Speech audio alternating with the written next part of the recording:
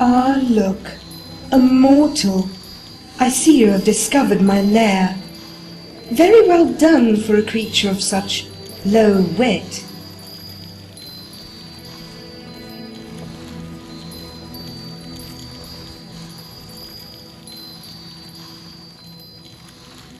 Lair? Looks more like a dungeon to me. Peas for brains and onions for eyes. I dare say you are, if nothing else, a healthy... Well, pea-brain, consider the walls are not for keeping myself in, but for keeping fools out. What are you? I am a wisp. Does that answer your question? No? Very well, I shall explain. Essentially, at the core of my being, I am a ghost. I possess the personality and knowledge, yet, unlike a ghost, I am corporeal. As for how I came to be, that is its own tale. One of regret, betrayal, but most of all, stupidity.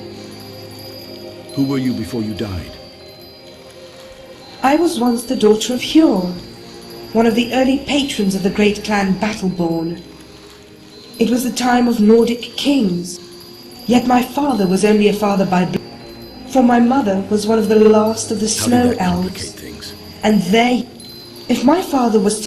So I was here as castles crumbled and were built anew. When did you actually die? Haunting these damp fetters. When indeed, mortal.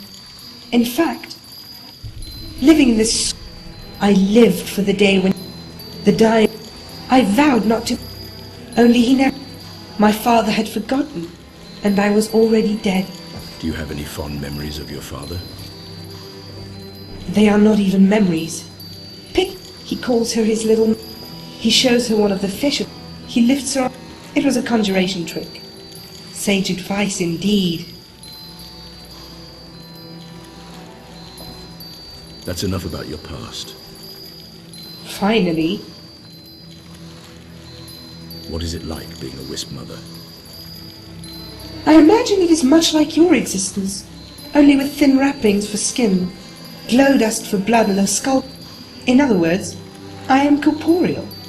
Permanently so. I am not like a familiar or any other flimsy image cast upon this.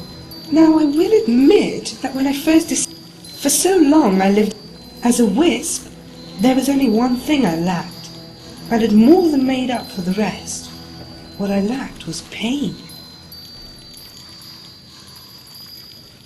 I think your new body looks fantastic. Ah, kings and empires come and go, but the perverts will always remain. How do you suppose you became a Wispmother? I have no answer, only a theory. It was near the end of my life. I was starving. I was cold. So, it was then that I saw a boy. What was this boy doing? I cannot be certain if he was even... He was skipping rocks against the... He asked me, and when I woke up the next morning, I was not cold anymore. You call this cold? It's practically an oven. Some make drench. Not even a dragon whose blood is fire can call this place warm. Greetings. I've never met a Wispmother who could talk.